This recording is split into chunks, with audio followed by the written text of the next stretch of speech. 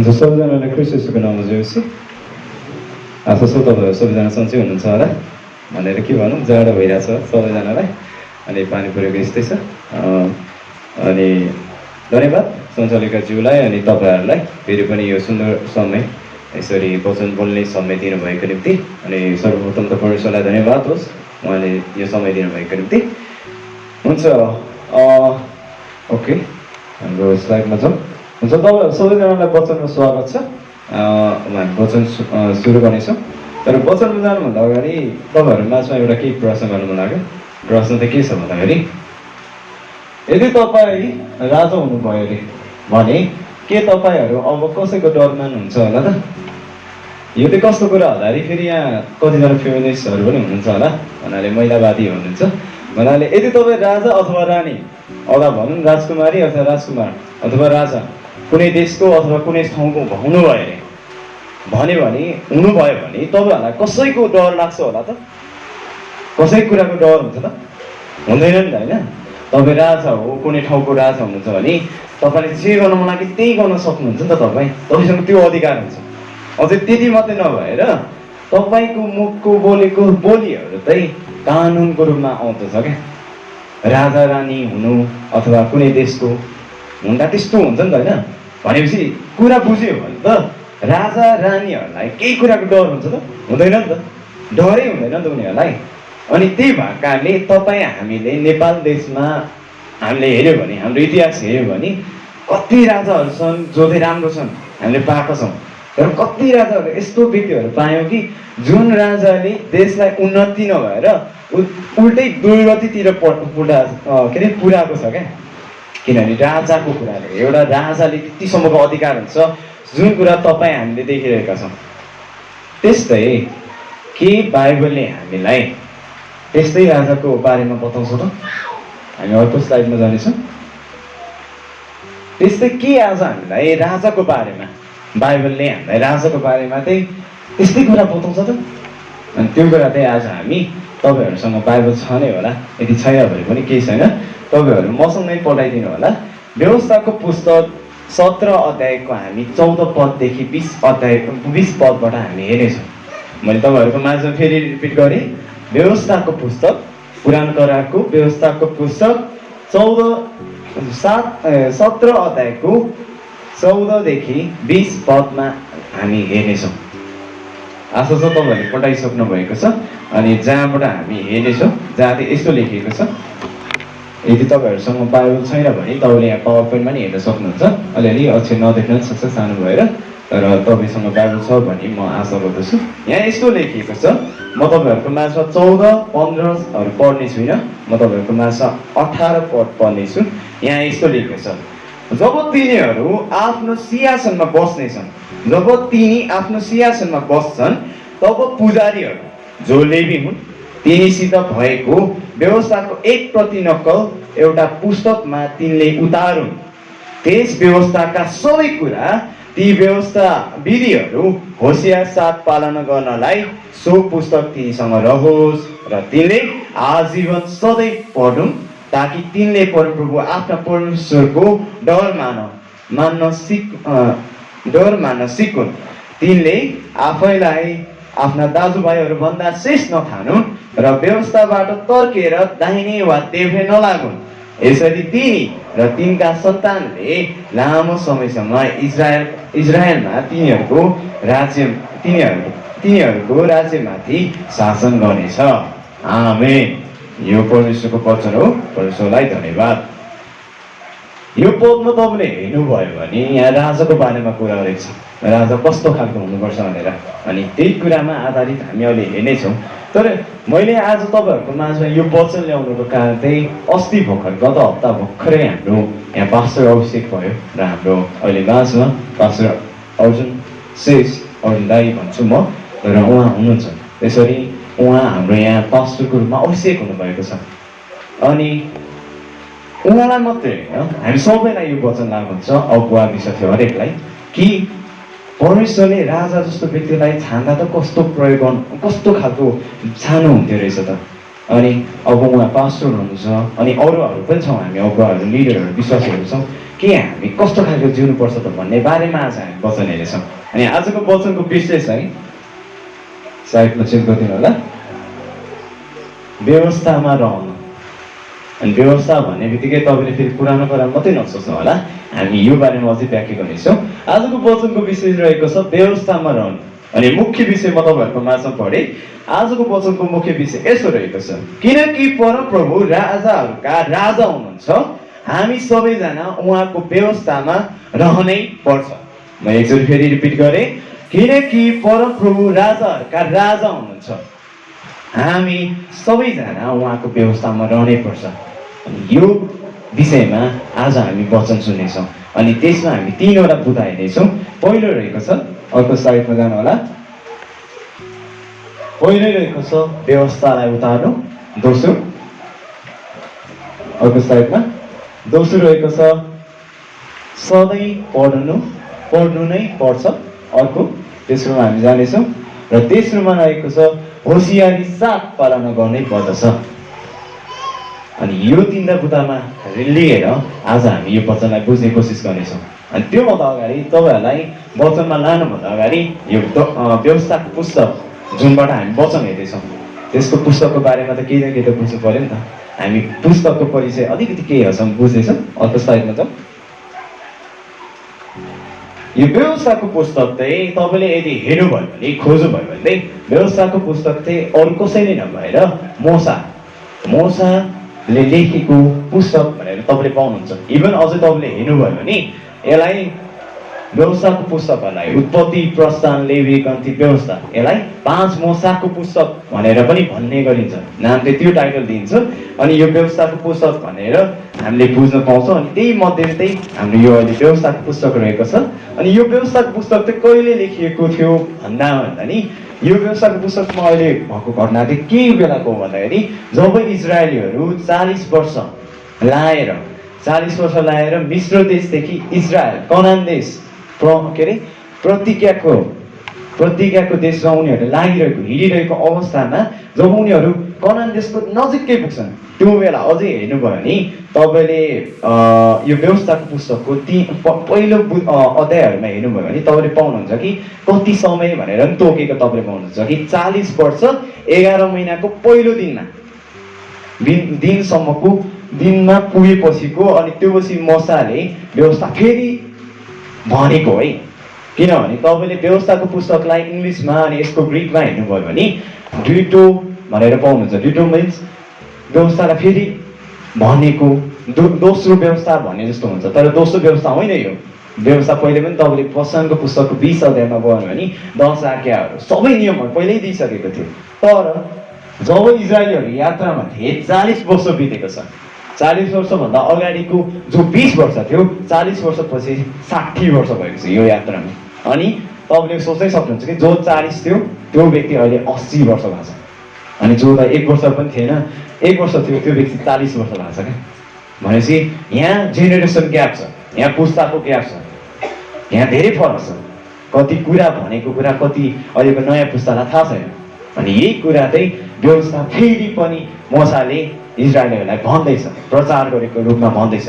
अनि त्यो गरेको कारणले यसलाई व्यवस्थाको पुस्तक भनेर हामी लेखेको पाउँछौँ। अनि यो व्यवस्थाको कुराहरू तपाईँले यो पुस्तकको हेर्नुभयो भने 1देखि 3मा हामी आउँदा मोसाले भन्दैछ कि हामी आउँदा कतिवटा राज्यलाई हामीले जित्यौँ, कति राज्यहरूसँग हामी लड्न त गर्नु पऱ्यो भन्ने कुरालाई भन्दैछ भने तपाईँले त्यहाँदेखि 4देखि 30 पदमा हेऱ्यो भने पुरै व्यवस्थाको कुराहरू, परमप्रभुमा के गर्नुपर्छ के गर्नु हुँदैन सबै कुराहरू चाहिँ मोसाले नयाँ पुस्तालाई भन्दैछ। अनि त्यति मात्रै नभएर त्यही 4देखि 30 पदमा जुन व्यवस्थाहरू भनेको छ नि त्यही कुरामा चाहिँ आज हामीले हेर्न आँटेको 17 अध्याय पनि पर्दछ। हामी अर्को स्लाइडमा जानेछौँ। यहाँ तपाईँले देख्नुहुन्छ यो अलिकति यो अब यो नेपालको नक्सा त होइन, यो इजरायलको नक्सा हो। तर त्यो बेलाको भनौँ नि कनान, जुन बेला इजरायलीहरूले कब्जा गरेको थिएन त्यो बेला कनान देश लिएको छ। अनि त्यो जति पनि त्यो खोलाको अलिकति यता पारी देख्नुहुन्छ त्यो साइडमा चाहिँ इजरायलीहरू थियो। अब उनीहरू प्रोमिस ल्यान्ड कनान देशमा छिन्नै आएका थिए, प्रतिज्ञाको देशहरू। अनि त्यो खोला पारीबाट त्यो देशभित्र गएपछि गएपछि चाहिँ यहाँ परमप्रभु परमेश्वरले के भन्नुहुँदैछ भन्दाखेरि इस्राएलीहरूलाई 14 पदमा तपाईँले 17 अध्यायको 14 पदमा हेर्नु भने तपाईँले थाहा पाउनुहुन्छ कि जब तिमीहरू कनान देशमा पुग्छौ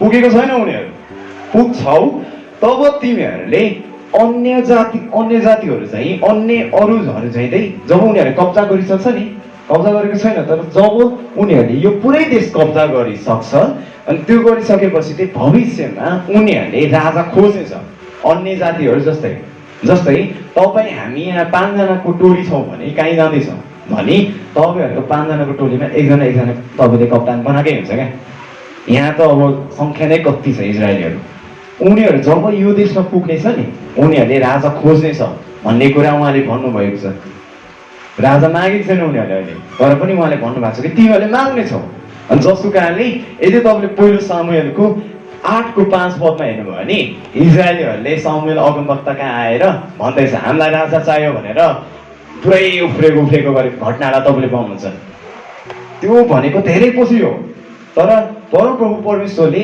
त्यो हुनुभन्दा अगाडि नै भन्नुहुँदैछ कि तिमीहरूले राजा माग्नेछौ अनि त्यो राजा माग्दा चाहिँ कस्तो खालको राजा छान्नुपर्छ भनेर परमप्रभुले यहाँ भन्नुहुँदैछ क्या उहाँ त्यो परमेश्वर हुनुहुन्छ थाहा छ तपाईँले सबै कुरा उहाँलाई थाहा छ त्यति मात्रै नभएर अझ तपाईँले निहाल्नु पर्ने चाहिँ यहाँ परमेश्वरले मोसाद्वारा भन्नुहुँदैछ मोसाले भनेको आज्ञाहरू होइन यो राजा छान्ने व्यक्ति कस्तो हुनुपर्छ भन्ने मोसाको आज्ञा होइन तर परमप्रभुले भन्नुहुँदैछ कि राजा कस्तो छान्नुपर्छ भन्ने कुरामा चाहिँ मोसालाई के भन्नुहुन्छ भन्दाखेरि मोसालाई भनेको कुराले तपाईँले के पाउनुहुन्छ भन्दाखेरि उत्पत्तिको पुस्तकमा भने अब्रामसँग राखेको प्रतिज्ञा जहाँ चाहिँ के हुनेछ भने तेरै सन्तानहरूबाट म राजाहरू निकाल्नेछु अनि दाउदसँग अरूहरूसँग गरेको प्रतिज्ञा तपाईँले पाउनुहुन्छ त्यो राजा जुन राजा दिने प्रतिज्ञा परमेश्वरको थियो भन्ने कुरा तपाईँले यहाँ पाउनुहुन्छ भने त्यति मात्रै नभएर त्यो राजा भन्ने अब्रामको दिएको प्रतिज्ञा उत्पत्ति 12:1-2मा भएको प्रतिज्ञाले चाहिँ कसलाई जनाउँछ भन्दाखेरि एउटा दाउदलाई जनाउँछ किनभने परमेश्वरले छान्नु भएको चुन्नु भएको राजा दाउद थियो भने दोस्रो चाहिँ त्यही कुराले चाहिँ कसलाई जनाउँछ भने येशू ख्रीष्टलाई जनाउँछ तर अहिले हामी चाहिँ इजरायलीहरू चाहिँ अब हामी बुझ्नेछौँ कि राजा चाहिँ कस्तो हुनुपर्छ है राजा छान्दा चाहिँ कस्तो हुनुपर्छ रहेछ भन्ने परमेश्वरको आज्ञाहरू हेर्नेछौँ अब हामी जाउँ पहिलो बुदामा अर्को स्लाइडमा जाउँ त यो भइहाल्यो मैले भन्दै गएँ तपाईँहरूको माझ पहिलो बुदा रहेको छ व्यवस्था उतार्नुपर्ने व्यवस्था उतार्नुपर्ने भन्दैमा फेरि मान्छेलाई के माथि कहीँ अड्केको मान्छेलाई तल झारेको भनेको होइन व्यवस्था सार्ने भन्ने कुरा आउँदछ अनि अहिले हामी अर्को स्लाइडमा जानेछौँ तपाईँले यदि अर्को स्लाइडमा ओके यसको स्लाइडमा जानु होला तपाईँले यो व्यवस्था उतार्ने भन्दा नि व्यवस्थाको बारेमा बुझ्नु पर्दा चाहिँ जस्तै यहाँ पहिलो देखिएको छ तपाईँहरूले चिन्नुहुने व्यक्तिहरू हो मलाई चाहिँ नाम थाहा छैन तर तपाईँले चिन्नुहुन्छ यहाँ नेपाल देशको हाम्रो देशको नेपालको कानुन संविधान 2072 सालमा आएको संविधानलाई यहाँ उठाएको छ जस्तै एउटा देशको कानुन हुन्छ नियम अवधि हुन्छ त्यस्तै व्यवस्था बाइबलमा चाहिँ परमेश्वरले दिएको व्यवस्था छ तर यो दुईटा एउटै खालको होइन यो दुईटा एउटै होइन किन भन्दाखेरि एउटा यो व्यवस्था जुन छ त्यो व्यवस्था मानिसहरूले लेखेको हाम्रो देशमा भएको व्यक्तिहरूले गरेको भने अर्को व्यवस्था जुन कुरा छ त्यो स्वयं परमेश्वरले इजरायलीहरूलाई दिनुहुँदैछ लेखक फरक छ अनि जसको कारणले याद गर्नु होला कि परमेश्वरले व्यवस्था दिनुभएको छ अनि अर्को स्लाइडमा जाउँ अनि त्यो व्यवस्था पनि कोसँग हुन्थ्यो भन्दाखेरि साधारण व्यक्तिसँग हुँदैन थियो त्यो समयमा जो पाइसँग नभएर पुजारीहरूसँग हुन्थ्यो जसले पुजारीहरूसँग यति हुन्थ्यो कि कोही मान्छेलाई के भएको खण्डमा पुजारीलाई आएर सोधपुछ गर्ने गर्थ्यो अनि त्यति मात्रै होइन पुजारीले जवाफ दिनेदेखि सबै कुरा हुन्थ्यो व्यवस्था जुन मोसाले लेखेको शिलापातीमा लेखेको सबै कुराहरू त्यहाँ हुन्थ्यो भने त्यही कुरा चाहिँ पुजारीसँग मात्रै हुन्थ्यो त्यो समयमा तर यहाँ राजा छान्ने बेला तपाईँले यदि 18 पदमा हेर्नु भयो भने त्यहाँ तपाईँले मजाले पाउनुहुन्छ कि 18 पदमा यहाँ लेखिएको छ कि जब तिनी आफ्नो सिंहासनमा बस्छन् तब पुजारीहरू जो लेवी हुन् तिनीहरूसित भएको व्यवस्थाको एक प्रति नक्कल एउटा पुस्तकमा तिनले उतारुन् भन्नाले जो राजा हुन्छ जो राजा बन्छ नि त्यो व्यक्ति कस्तो गर्नुपर्थ्यो भन्दाखेरि त्यो व्यक्तिले पुजारीहरूसँग भएको व्यवस्था ल्याएर आफूले एउटा छुट्टै त्यही बुक पढ्ने होइन, त्यही व्यवस्था जुन छ त्यो पढ्ने होइन, तर एउटा छुट्टै अर्को प्रति नक्कल किताबमा सार्नु पर्थ्यो, उतार्नु पर्थ्यो। अझै तपाईँले त्यो शब्दलाई हेर्नुभयो भने जे को त्यही, तल माथि केही गर्न पाउँदैन थियो, जे हो जे लेखेको छ त्यही कुरा। अझै त्यो कुरा नि कसरी भन्दाखेरि पुजारी त्यहाँ हुन्थ्यो भने अनि पुजारीको अन्डरमा रहेर उसले लेख्नु पर्थ्यो, पुजारीले हेकदेख गर्थ्यो। राजा हुनु सजिलो छैन बाहिरमा, पुजारीले भनेको कुराहरू लेख्नु पर्थ्यो। तपाईँले कुनै राजा देख्नु भएको छ जसले शान्तिनो काम गरेको भन्ने सुन्नु भएको छ? छैन नि। तर बाइबलमा भएको राजाले व्यवस्था त्यहाँ उतार्नु परेको छ। अनि यो उतार्नु पर्ने कुराले चाहिँ के बुझाउँछ भन्दाखेरि यसले चाहिँ तपाईँ हामीलाई के बुझाउँछ भन्दाखेरि यसले व्यवस्थाको उतार्नु पर्ने, एकछिन माफ गर्नु होला, अझै मैले मजाले व्याख्या गरेँ। व्यवस्था उतार्नु पर्ने भनेको 5वटा पुस्तक, उत्पत्ति, प्रस्थान, लेवी, गन्ती, व्यवस्था, 5 पुस्तकहरू उनले उतार्नु पर्थ्यो अनि त्यो लेख्नु पर्थ्यो। अनि यो चाहिँ किन भन्दाखेरि किनकि उनी त्यसले चाहिँ के देखाउँछ भने उनी परमेश्वरमा समर्पित छन् है, परमेश्वरको समर्पण हो है, उसको कुरा होइन, उसले उसको कुरा लेखिरहेको होइन, ऊ परमेश्वरको कुरा लेख्दैछ है। परमेश्वर चाहिँ ऊ भन्दा राजा हुनुहुन्छ है, परमेश्वरको अधीनमा ऊ छ है भन्ने कुरालाई त्यसले जोड दिँदछ। किनकि तपाईँ हामीलाई थाहा छ कि परमप्रभु राजाहरूका नि राजा हुनुहुन्छ भनेपछि राजा जो व्यक्ति थियो त्यो राजा आफ्नो अधीनमा होइन कि परमेश्वरको अधीनमा भएर त्यो कुराहरू लेखेको त्यो कुराहरूले चाहिँ त्यसलाई बुझाउँछ, जोड दिन्छ। अनि हामी अर्को स्लाइडमा जानेछौँ। यो मैले भनिहालेँ। अर्को स्लाइड। त्यसरी नै के आज हामी पास्टर, अगुवा वा विश्वासी परमेश्वरको अधीनमा छौँ त, अथवा उहाँमा समर्पित छौँ त, कि हामी आफ्नै अधीनमा छौँ अनि आफ्नै घमण्डमा हामी छौँ? एउटा राजा जस्तो व्यक्तिले व्यवस्था उतार्नु पर्थ्यो, परमेश्वरले दिनुभएको आज्ञा लेख्नु पर्थ्यो, जुन कुराले उसले समर्पित, परमेश्वरमा समर्पित भएको कुरा देखाउँथ्यो भने के तपाईँ हामीले आज हामी परमेश्वरमा समर्पित छौँ कि छैनौँ, अधीनमा छौँ कि छैनौँ? कि त हामी आफ्नै अधीनमा छौँ, मेरो जीवन मेरै अधीन भन्दै हिँडिरहेको छौँ कि हामी घमण्डी भइरहेको छौँ कि निहालौँ? किन भन्दाखेरि राजाभन्दा राजा हाम्रो परमेश्वर हुनुहुन्छ भनेर तपाईँले यो पदमा निहाल्न पाउनुहुन्छ। हामी दोस्रो कुरामा जानेछौँ। यदि दोस्रो कुरामा जानु भने त्यहाँ यस्तो लेखेको छ, सधैँ पढ्नै पर्छ। राजाले व्यवस्था लेख्यो, अब लेखेर सक्यो होइन, पढ्नै पर्थ्यो। हामी अर्को स्लाइडमा जाउँ। तपाईँहरूलाई यो थाहै छ, यो भयो भने त तपाईँहरूको धेरै समस्याहरू जान्छ भनौँ न केही हदसम्म। तर बिजुली चाहिँ पैसा पर्छ, तर अरू कुरा चाहिँ जान्छ। यो हो वासिङ मेसिन, लुगा धुने मेसिन। अनि यसमा तपाईँले लुगा धुन मिल्नुहुन्छ मानौँ तपाईँले यो वासिङ मेसिन किन्नुभयो अरे, वासिङ मेसिन आयो तपाईँको घरमा आयो, तपाईँले कहिल्यै चलाउनु भएको छैन, ल्यायो। अनि त्यो वासिङ मेसिन निकाल्ने बेला तपाईँलाई एउटा सानो त्यो म्यानुअल भन्छ, एउटा सानो किताब हुन्छ, त्यहाँ चाहिँ कसरी के अरे यो वासिङ मेसिनलाई चलाउने कसरी नचलाउने भन्ने कुरा चाहिँ लेखिएको हुन्छ। तर तपाईँलाई अलिकति मन लागेन, मै गरिहाल्छु नि भनेर टाकटुक फिट गर्नु जानुभयो, मजाले फिट गर्नुभयो अनि चलाउनु पनि थाल्नुभयो। म्यानुअल पढ्नु भएको छैन है तपाईँले। अब सोच्नु तपाईँको त्यो वासिङ मेसिन कति समयसम्म चल्छ होला, कस्तो हुन्छ होला, हुन्छ त? त्यहाँ तपाईँले केही पनि पढ्नु भएको छैन, हावा तालमा चलाइरहनु भएको छ, त्यो खप्छ त? खप्दैन। एउटा नेपालीमा भनाइ छ नि, बाँदरको हातमा नरिवल। राम्रै सामान हो, तर तपाईँलाई चलाउनेको बारेमा थाहा छैन, तपाईँले याद पनि गर्नुहुन्न भने त्यो वासिङ मेसिन जति नै लुगा धुने तपाईँले ल्याएको भए पनि त्यो चाँडै नै तपाईँको त्यो थाहा नभएकाले चाँडै बिग्रिन जान्छ। अनि त्यो भनाइ चाहिँ बाँदरको हातमा नरिवल हुन्छ। अनि त्यस्तै यदि तपाईँले व्यवस्था, राजाले त्यो समयमा राजाले व्यवस्था त लेख्यो तर त्यो पढेन भने त्यो व्यर्थ हुन्थ्यो क्या, व्यर्थै हो। किनभने उसले त्यो नपढिकन उसले शासन गर्न सक्दैन, उसले नपढिकन त्यो उसले गर्नुपर्ने कुरालाई उसले गर्न सक्दैन। त्यही भएर हामी अर्को स्लाइडमा जानेछौँ। अनि व्यवस्था पढ्नु भनेर तपाईँले त्यो 18 पदमा पाउनुहुन्छ कि एउटा के अरे व्यवस्थाको एउटा प्रतिनकल एउटा व्यवस्था उतारुन्। अनि 19 पदमा लेखेको छ, व्यवस्थाका सबै कुरा यी विधिहरू होसियारी साथ पालन गर्नलाई सो पुस्तक तिनीसँग रहोस् र तिनले आजीवनभरि सधैँ पढुन्, ताकि तिनले आफ्ना परमेश्वरको डर मान्न सकुन्। अनि यहाँ चाहिँ के छ भन्दाखेरि व्यवस्थाको विधिहरू लेखेको छ, कसरी के गर्ने, कसरी नचल्ने। अनि त्यो कुरा चाहिँ पढ्नु अनि आजीवन भन्ने शब्दले चाहिँ के बुझाउँछ भने साँझ होस् या बिहान काम गर्दा होस्, ओके हेलो चाहिँ काम गर्दा होस् या यात्रा गर्दा होस्, हरेक समयमा राजासँग त्यो व्यवस्था जुन उसले लेखेको आफ्नै हातले लेखेको त्यो पुस्तक उसँग हुनु पर्थ्यो अनि पढ्नु पर्थ्यो। पढेर अनि अझै कसरी पढ्नु पर्थ्यो भन्दाखेरि हामीले पढे जस्तो के अरे खर पढ्यो अनि सक्यो, हामीले बाइबलहरू पढ्छौँ कन्छौँ त्यसरी होइन, तर घोषणा गरिकन।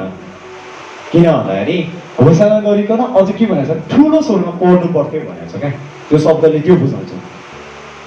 किनभने जब तपाईँले बाइबलको कति कुराहरूलाई पढ्नु, जुन कुरा चाहिँ तपाईँको नर्मली पढ्नु र घोषणा गरेर पढ्नु त धेरै अन्तर पाउनुहुन्छ। किनभने त्यो भाव छुट्टै आउँछ, भाव हुन्छ शब्दहरूको अनि त्यहाँ पाउनुहुन्छ। अनि राजाले त्यस्तरी पढ्नु पर्थ्यो। अनि हामी अर्को स्लाइडमा छौँ। किनकि त्यसरी पढ्नुको कारण, त्यो गरेको कारण चाहिँ पहिलो प्राथमिकता उसले थाहा हुने कुरा चाहिँ के छ भने परमेश्वर राजाहरूका पनि राजा हुनुहुन्छ। ऊ राजा, त्यो जातिहरूको राजा राख्नुहुने परमेश्वर हुन्छ, ऊ आफै होइन भन्ने कुरामा उसले थाहा पाउनु पर्थ्यो भने। अनि अर्को कुरा चाहिँ उसले होसियारी साथ पढ्नु पर्थ्यो। पढ्न पाए खरेर पढि सक्यो होइन, होसियारी साथ एक एक शब्द पढेर अनि त्यसलाई पालन गर्नु पर्थ्यो। किन भन्दाखेरि नेक्स्ट स्लाइडमा जाउँ। नेक्स्ट स्लाइडमा यो अर्कै आयो, यस्तो ब्याकै हौँ हामी। नेक्स्ट के अरे किन भन्दाखेरि परमेश्वरको डर मान्नलाई उसले पढ्यो सक्यो होइन, ऊ परमेश्वरको डर मान्नुपर्छ, उसमा परमेश्वरको डर प्रभावी हुनुपर्छ किनभने परमेश्वर हुन्छ भनेर। अनि अर्को कुरा ऊ दाजुभाइहरूमा श्रेष्ठ ठान्नु हुँदैन थियो, किनभने ऊ दाजुभाइहरूमा श्रेष्ठ नठानु र व्यवस्थाबाट तर्केर यताउता नजाउँ भन्ने कुरा चाहिँ हामीले पाउँदछौँ। किन पढ्नु पर्थ्यो भन्ने कुरालाई यसले जोड दिँदछौँ। अनि किनकि जुन अनि अर्को स्लाइडमा जानेछौँ, जसको कारणले यदि तपाईँले यो कुरालाई निहाल्नु भयो भने भजन सङ्ग्रह 1:1 - 2 दाउद राजाले के भन्छ भन्दाखेरि धन्य होस् त्यो मानिस जो दुष्टहरूको सल्लाहमा हिँड्दैन, जो पापीहरूको मार्गमा खडा हुँदैन अनि गिल्ला गर्नेहरूको सङ्गतमा बस्दैन। यो त तपाईँले सुनेकै हो, धेरै राम्रो, तर तल नि हामी त अब तर परमप्रभुको व्यवस्थामा नै त्यो खुसी रहन्छ, परमप्रभुको व्यवस्थामा नै खुसी रहन्छ र त्यसले दिन रात उहाँको व्यवस्था मनन गर्छ। किन दाउदले यो गर्दैछ? किनभने दाउद राजा भएर पनि उसले व्यवस्था पढ्नु परिरहेको छ, हरेक कुरा गर्नु परिरहेको छ। अनि उसले थाहा पाएको छ कि कति व्यवस्था पढ्दाको धन्य त्यो व्यक्ति हुन्छ जो परमेश्वरको सल्लाहमा हुन्छ, दुष्टहरूको सल्लाहमा हिँड्दैन, पापीहरूको सल्लाह के अरे मार्गमा खडा हुँदैन, तर त्यसले दिन रात पढ्छ। यो कुरा जब तपाईँले मैले यो हेर्न पाएँ, यो पद मलाई बुझ्छ, यो पदले अब मलाई सेन्स दिनु लाग्यो दिन रात। तर हामी कस्तो हुन्छ हेर भाइ, अर्को स्लाइडमा छौँ। तर हामी चाहिँ कस्तो हुन्छ भन्दाखेरि बिहान उठेर एकछिन पढ्न नै हामीलाई झ्याउ लाग्छ, बिहान एकछिन पढ्न नि गाह्रो मान्छौँ। अनि कति पढ्नु त हाम्रो आफ्नै बाबु कता राखेको छ हामीलाई थाहा पनि हुँदैन। अनि यतिसम्म हुन्छ, मैले कतिको सुनेको छु, अब हुनसक्छ तपाईँहरूमा हुनसक्छ नहुनसक्छ किनभने म परमेश्वर होइन, तर यहाँ के छ भने हामीलाई आफ्नै बाइबल कहाँ हुन्छ ठेगाना हुँदैन। अनि अझ चर्च जानु पर्ने बेला चाहिँ लसार पसार गर्दै धुलो तर्काउँदै अनि यताउता गरेर बाइबल ल्याउँछौँ। अनि हिजो आजको अलिकति ट्रेन चाहिँ अहिले के पनि आएको रहेछ भन्दाखेरि अब घुम्न नि गाह्रो हो। अझै यतिसम्म भयो कि चर्चै छोडेर जानुहुन्छ क्या। इभन यहाँ हेर्नु है, मैले यो अस्ति हप्ता यहाँ पाएको छु, कसको मलाई थाहा छैन, यहाँ आज हिजो आएर हेरेको मैले यो वचन तयार गर्दा मैले भनेको होइन, साँच्चीकै हो। बाइबल पनि छ, भजन पनि छ, नाम छैन, कसको हो थाहा छैन। हामी यहाँ बाइबलहरू त्यत्तिकै छोडेर जान्छौँ क्या। अब सोच्नु राजा जस्तो मान्छेले त्यहाँ दिन रात पढ्नु परेको छ, हरेक ठाउँमा पुग्नु परेको छ। हामी जो परमेश्वरको जवानहरू हामी यति भएको छौँ कि हाम्रो बाइबलहरू कता छ हामीलाई थाहा हुँदैन क्या। अर्को स्लाइडमा छ। के त्यसो भए आज हामीले हाम्रो एकमात्र महाराजा परमेश्वरको व्यवस्थालाई पढेर उहाँको भए अनुसारको जीवन जिएका छौँ त वा नपढेर जिउँदैछौँ त? परमेश्वरको भए तपाईँले पढोस् नपढोस् मलाई केही छैन। अहिलेको जमानामा झन् बाइबल पढ्नै पर्छ भन्ने छैन, तपाईँले सुन्न सक्नुहुन्छ, युट्युबबाट वचन हेरेर सुन्न सक्नुहुन्छ भने धेरै प्रविधि छ। तपाईँले बाइबलै खोलेर पढ्नुपर्छ भन्ने छैन, म त्यसमा नि उति गर्दिनँ। बाइबलै ल्याउनु पर्छ उता पनि भन्दिनँ, तपाईँले धेरै उपाय छ, खाने मुखलाई जुङ्गाले छेक्दैन। तर हामीले गरेका छौँ कि छैन भन्ने कुराले त्यो परमेश्वरको भयलाई देखाउँछ क्या। हामी परमेश्वरको डर मान्दैछौँ त राजाको, जसको कानुन छ। राजाको भय मान्ने मान्छे उत्तम तरिकाले जिउन सक्छ। ऊ डरमा के अरे कानुनमा बस्ने मान्छेलाई केही डर हुँदैन, कानुन बिगार्नेलाई डर हुन्छ। अस्ति हाम्रो एकजना सरले भन्नुहुँदै थियो, यदि तपाईँ कानुन बिगार्नुहुन्न भने तपाईँलाई पुलिस आयो भने तपाईँलाई डर लाग्दैन अरे क्या। तर तपाईँले यदि कानुन बिगार्नु भएको छ भने पुलिस देख्ने बित्तिकै तपाईँ कहाँ पुग्नुहुन्छ मलाई थाहा हुँदैन, किनभने तपाईँ कानुनमा छैन, कानुन बिगार्नु भएको छ तपाईँलाई थाहा छ क्या। के तपाईँले जब कानुनको त त्यतिको भय राख्नु छ भने परमेश्वरको भय राख्नु भएको छ त? स्वयं राजाका राजा सृष्टिकर्ता हुँदछ, त्यो कुरालाई चाहिँ मनन गरौँ। अनि त्यस्तै अब हामी अर्को कुरामा जानेछौँ। अनि यहाँ लेखिएको छ होसियार साथ फलाउनु गर्नु। अनि अर्को स्लाइडमा चाहिँ मैले अलिक टाइम खाएँ जस्तो छ, आएको दिन होला। यो तपाईँले देख्न सक्नुहुन्छ, यो मैले पालन गर्ने कुरामा उदाहरण दिन चाहेको। हाम्रो देशको हाम्रो संविधानलाई मैले खोज्न थालेको भने यहाँ तपाईँहरू जान्नुहुन्छ, हाम्रो देशको नेपालको संविधान 2072 सालमा आयो। अहिले त अलमोस्ट यो भएको लगभग कति 7-8 भयो है, 7-8 त्योभन्दा बढ्ता भइसक्यो नि त, भइसक्यो। कानुन आएको भइसक्यो। जुन कानुनमा तपाईँले हेर्नुभयो भने हरेक धर्मको मान्छेले आफ्नो धर्म बोल्न पाउँछ, धर्मनिरपेक्षता भन्ने कुराहरू तपाईँले धेरै पाउनुहुन्छ अनि तपाईँले सुन्नु भएको हुन्छ। तर पनि अझै पनि कतिपटक तपाईँले हेर्नुभयो होला, इसाईहरू हामी क्रिस्चियनहरूलाई धर्म प्रचार गरेको भनेर कालो मोसा लागेको नवलपरासीमा अनि अरू ठाउँमा कतिपय ठाउँहरूमा के अरे सुसमाचार सुनाएको भनेर जेलमा। अनि मेरो एकजना साथी हुनुहुन्छ, उहाँलाई त सुसमाचार सुनाउँदा त एउटा ठाउँमा थियो, सुसमाचार नसुनाउँदा पनि अरू व्यक्तिहरू आएर जेलमा लगेर अहिलेसम्म कोर्टमा केस चलिरहेको छ। त्यस्तैसम्म छ, कानुन छ, धर्मनिरपेक्षता भनेको छ, तर पनि कानुन भए पनि त्यसको पालना छैन क्या। पुलिसहरूले पनि मतलब गर्दैन क्या। त्यस्तै राजाले व्यवस्था लेख्यो, आफ्नै हातले लेख्यो, दुःख गरेर लेख्यो, उसले बोकेर नि हिँड्छ, पढ्छ पनि, तर उसले पालनै गर्दैन भने त्यसको अर्थ केही पनि हुँदैन। अर्को स्लाइडमा जानु होला। ए ब्याकै आउनु, त्यो रहेछ अलिअलि स्लाइडको दुकान छ भन्नाले कानुन लेख्यो, कानुन उतार्यो, तर उसले गर्दैन। अनि यो कस्तो हुन्छ ल सोच्नु, कानुन लेखेको छ, कानुनको बारेमा थाहा पनि छ, तर उसले कसरी अब शासन गर्न सक्छ होला कि जब उसले पालनै गर्दैन। उसले पालनै गर्दैन भने त्यो व्यक्तिले गरेको न्याय, राजा जस्तो व्यक्तिले गरेको न्याय के न्यायपूर्ण हुन्छ होला र? शङ्का छ नि त, शङ्का गर्नुपर्ने छ नि त, किनभने उसले आफूमा पालनै गरेको छैन क्या।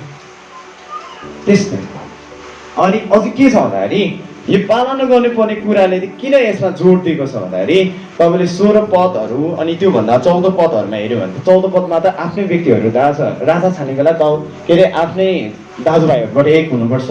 अनि त्यो कुराहरू छ भने त्यो कुरा मात्रै नभएर त्यो पालना गर्ने व्यक्ति चाहिँ कस्तो हुन्छ भन्दाखेरि अर्को स्लाइडमा जानेछौँ। अब चाहिँ त्यो राजा जब त्यो राजा हुन्छ, यहाँ भएको छैन इजरायलीलाई मोसाले परमेश्वरद्वारा मोसाबाट परमेश्वरले भन्नुहुँदैछ कि त्यो व्यक्ति जसले व्यवस्था पालन गर्दैन नि त्यो व्यक्ति कस्तो हुन सक्छ अरे भन्दाखेरि 16 पदमा आएको घोडाहरू जम्मा गर्ने।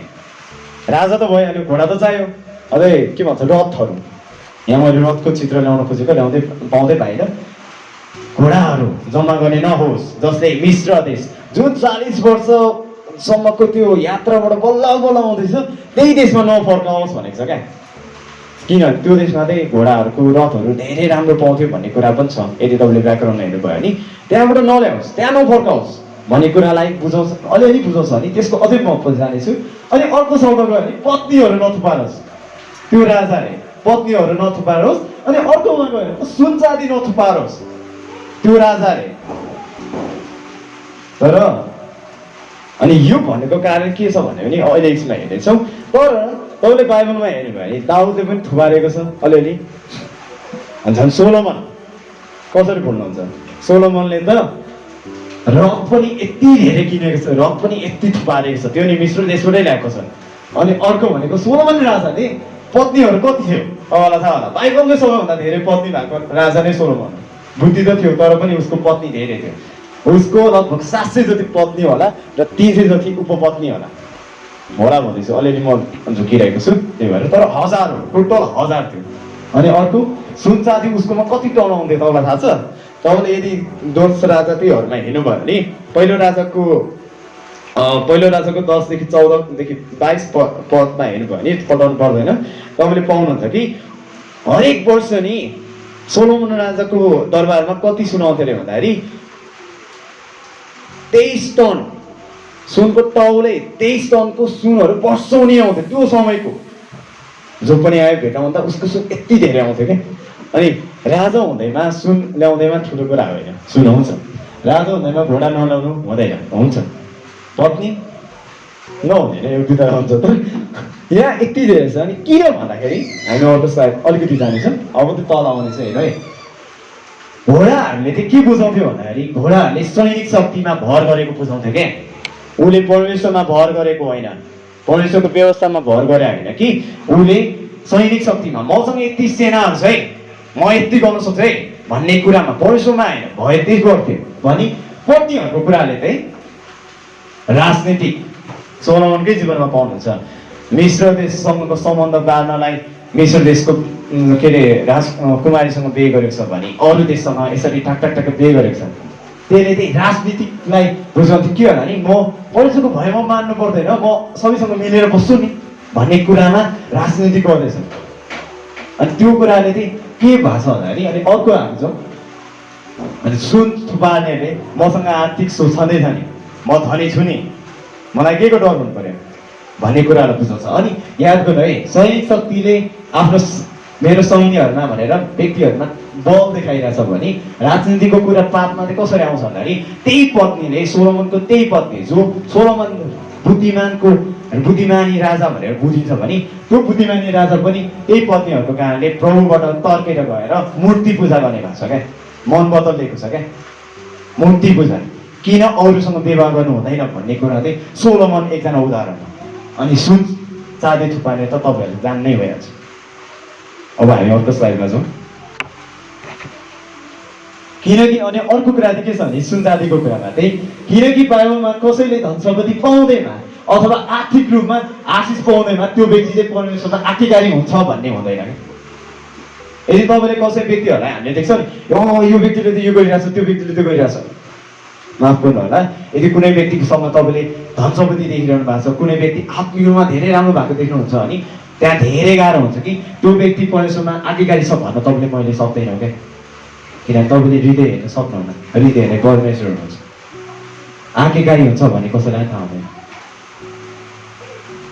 राजाको सुन चाँदी थियो, रथ थियो, पत्नीहरू थियो, सबै कुरा आशिषित हो। तर त्यो आशिषित के गर्नु त्यो त थिएन नि त भित्र यता तपाईँ जान्नुहुन्छ। त्यही भएर सुन चाँदी भयो भन्दैमा हुँदैन। अर्को स्लाइडमा जाउँ। तर परमेश्वरको भय मान्ने व्यक्ति राजा चाहिँ कस्तो हुनु पर्थ्यो भन्दाखेरि हरेक समय परमेश्वरको भय मान्ने, आज्ञा पालन गर्ने, हरेक व्यवस्थाको हरेक कुराहरू यो गर्नु हुँदैन त्यो गर्नु हुँदैन भन्ने हरेक कुरा चाहिँ आज्ञा मान्ने व्यक्ति हुनु पर्थ्यो भन्दाखेरि आफ्नो दाजुभाइहरूमा श्रेष्ठ नठानु। अघि म यो कुरामा आउन खोजिरहेको थिएँ, म स्लाइड हुनेछु। श्रेष्ठ नठानु, म तपाईँहरूभन्दा ठुलो होइन, म त्यही भाइ हो, तपाईँहरूको कोही त्यही भाइ हो, कतिजनाको त्यही व्यक्ति हो, तपाईँले मलाई चिन्नुहुन्छ पहिलादेखि, म तपाईँहरूभन्दा ठुलो होइन। राजाले त्यो बुझ्नु पर्यो। राजाले म सबैभन्दा ठुलो होइन त्यो कुरालाई बुझ्नुपर्ने, सर्भेन्ट दासको कुरा सेवकको रूपमा लिनुपर्ने व्यक्ति हुनु पर्थ्यो भने अरू के छ भने व्यवस्थाको त तर्केर यताउता दाहिने र देब्रे नलाग्नु। व्यवस्थाले नगर भनेपछि नगर, हो भनेपछि हो, कानुनले नगर भनेको नगर, हामी गर्दैनौँ, कानुनले गर भनेको गर्छौँ। तर हामी त्यसमा जब एड गर्छौँ नि, हाम्रो कुरा जब थप्न थाल्छ नि, त्यो पछि चाहिँ परमेश्वरले त्यो राजा खोज्नु भएको क्या। परमेश्वरले यो कुराहरू राजामा खोज्नु भएको। अनि तपाईँले अर्को स्लाइडमा जाउँ त हामी। अनि त्यो अर्को स्लाइडमा जाउँ भने सोलोमनको राजा दाउदले सोलोमनलाई के भन्छ भन्दाखेरि पहिलो राजा 2:23मा यसरी लेखेको छ, तपाईँहरूले देख्न सक्नुहुन्छ है। म 1, 2, 3 भन्छु, तपाईँहरूले एकैसँग पढ्नु ल। 1, 2, 3। परमप्रभु आफ्ना परमेश्वरतिरको आफ्नो कर्तव्य पुरा गर, उहाँको मार्गमा हिँड, परमेश्वर विधिहरू र आज्ञाहरू उहाँका नियमहरू र आदेशहरू पालना गर ताकि तिमीले जे गर्छौ र तिमी जहाँ जान्छौ त्यसमा तिम्रो उन्नति होस्। आमेन। यो कुरा दाउदले भन्दैछ। दाउदले सोलोमनलाई राजाको अब दिन आँट्ने बेला भन्दैछ कि मोसाको व्यवस्था पालन गर है, अनि त्यो पालनहरू गर, जे छ त्यही गर, अनि त्यहाँबाट यताउता नि होइन, अनि अरू सबै कुरा यहाँ लेखेको छ। परमेश्वरको आज्ञा पालन गर है भनेर दाउदले भन्दैछ।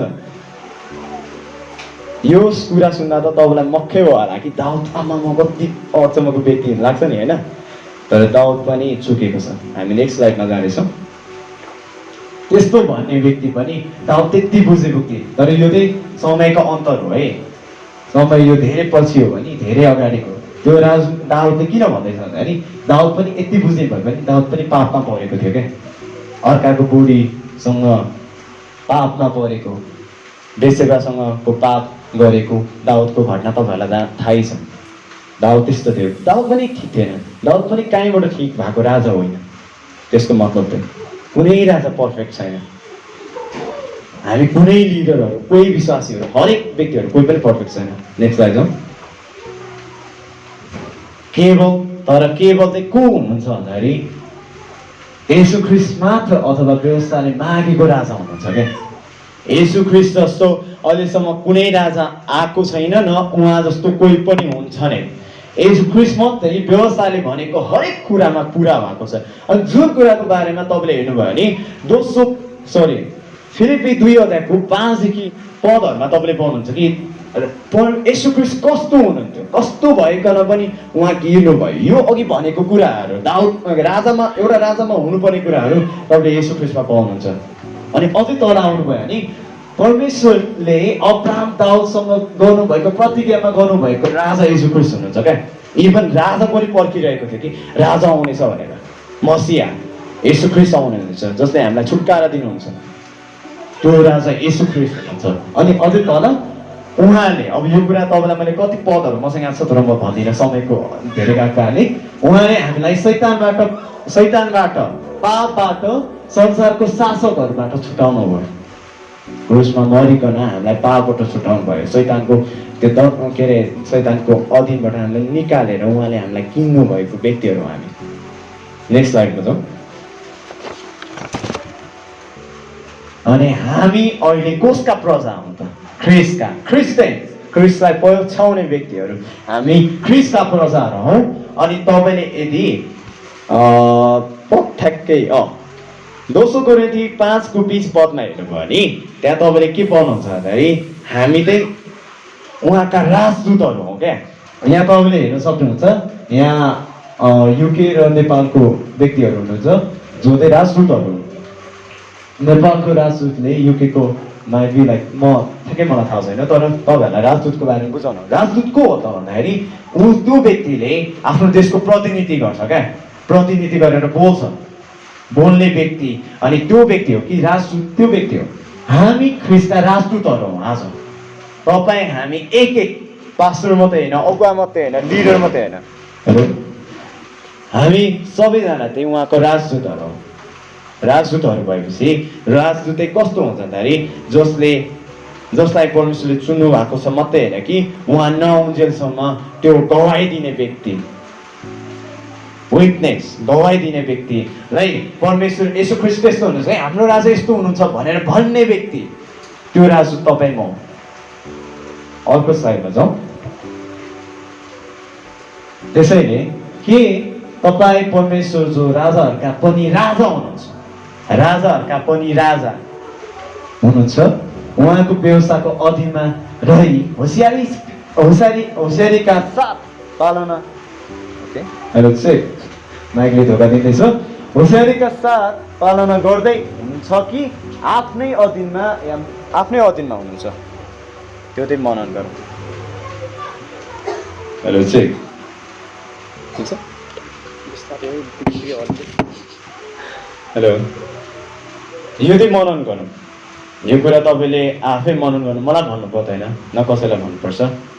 सक्नुहुन्छ भने परमेश्वरसँग प्रार्थनामा भन्नुहोस्, मनन गर्नु। Next slide. किनभने परमेश्वर राजाहरूका पनि राजा हुनुहुन्छ। अर्को स्लाइड। हामी त्यो भएको कारणले उहाँको व्यवस्थामा रहनुपर्छ अनि हामीले 3वटा बुँदा हेरेको छौँ। हामी एकचोटि फेरि हेर्नेछौँ। अर्को बुँदा, उहाँको व्यवस्थालाई उतार्नु। तपाईँले लेख्नै पर्छ मैले भन्न खोजेको होइन, तर तपाईँले त्यो व्यवस्था लेख्नु। राजा पनि अधीनमा थियो, राजाहरू पनि परमेश्वरको अधीनमा भनेपछि तपाईँमा अधीनमा छ कि छैन बुझ्नुहोस्। अर्को, सधैँ पढ्नै पर्छ। अधीनमा हुने व्यक्तिले परमेश्वरको नियमहरू सबै थाहा हुनैपर्छ अनि हरेक कुरा हामी अरू पनि हेरेका थियौँ। अहिले अर्को छ थर्ड, त्यसो कुरा होसियार साथ पालन गर्नुपर्छ। के लेखेको छ सबै कुरा थाहा हुनुपर्छ। त्यसो भएकाले आज अनन्त क्रिस्चियन मण्डलीका प्रिय, हामी परमेश्वरको अधीनमा छौँ कि छैन, परमेश्वरको व्यवस्थामा छौँ कि छैन। राजाहरूका राजा हुनुहुन्छ। सायद तपाईँ को हुनुहुन्छ मलाई केही फरक पर्दैन, तपाईँ पास्टर, लिडर, डिकन को हुनुहुन्छ केही फरक छैन, तर तपाईँ परमेश्वरको अधीनमा छ कि छैन। हो, हामीले पास्टर अर्जुन दाईलाई अहिले हामी पास्टरको रूपमा पाएको छौँ। अबको यो समयदेखि उहाँ पनि यो कुरामा निहाल्नुपर्छ भने उहाँ मात्रै नभएर हामी प्रत्येक मण्डली नै हामी यो कुरामा रहनुपर्ने आवश्यक छ। त्यो भएकाले आउनुहोस् हामी प्रार्थना गरौँ कि हामी परमेश्वर महाराजा राजाका राजा परमेश्वर हुनुहुन्छ भने के आज हामी उहाँको व्यवस्थामा छौँ कि छैन। अनि व्यवस्थामा छैन भने प्रभु मलाई सामर्थ्य दिनुहोस् कि म तपाईँको व्यवस्थामा रहन सकौँ, तपाईँद्वारा जिउन सकौँ भनेर हामी प्रार्थना गरौँ। आउनुहोस् हामी प्रार्थना गरौँ। म यसको अगुवाई गरिदिनेछु। आउनुहोस्। परमेश्वर पिता, हामी तपाईँको चरणमा आउँदछौँ र प्रार्थना गर्न चाहन्छौँ। साँच्चै नै तपाईँ राजाहरूको राजा महान प्रभुका प्रभु हुनुहुन्छ, जो राजाहरू पनि तपाईँको अधीनमा बस्नु प्रभु। हामी कतिपय समयमा हाम्रो यो पापमय स्वभाव हामीमा छ प्रभु, जसले गर्दा हामी असल गर्न खोजे पनि असल गर्न सक्दैनौँ, किनभने हामी भित्रैबाट मरेका व्यक्तिहरू हौँ प्रभु।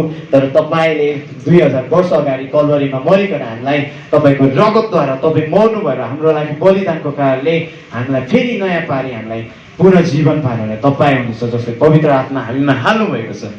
हामीलाई झस्काउनुहोस् कि तपाईँ राजा हुनुहुन्छ। तपाईँको व्यवस्थामा रहन, तपाईँले भनेको हरेक कुरामा, तपाईँले भनेको नियमहरूमा रहनलाई हामीलाई ज्ञान बुद्धि दिनुहोस् प्रभु। साँच्चै नै गाह्रो छ, तर प्रभु तपाईँ हाम्रो साथमा हुनुहुन्छ। पवित्र आत्मा हाम्रो हृदयमा बास गर्नुहुन्छ। हामीलाई झकझकाउनुहोस् प्रभु कि तपाईँको व्यवस्थामा रहन सकौँ र तपाईँको व्यवस्थामा जिउने व्यक्तिहरू र तपाईँको राजदूतहरू, तपाईँको गवाई दिने व्यक्तिहरू हुन सकौँ भनेर हामी प्रार्थना गर्न चाहन्छौँ। सहायता गर्नुहोस् प्रभु। धन्यवाद प्रभु आजको यो तपाईँको जीवित वचनको लागि भन्दै आशिष माग्छु प्रभु, प्यारो येशू ख्रीष्टको नाममा आमेन। हुन्छ, धन्यवाद तपाईँहरूलाई कि तपाईँहरूले यसरी मजाले वचन सुनिदिनु भयो। अनि यो समय चाहिँ म हाम्रो सञ्चालिकाज्यूलाई दिन चाहन्छु। हस्त सबैजनालाई जय मसीह।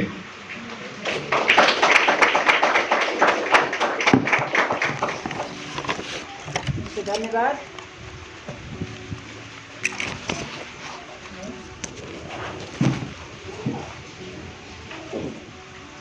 धन्यवाद उहाँलाई हामीलाई परमेश्वरको वचन अथवा उहाँको व्यवस्था पालन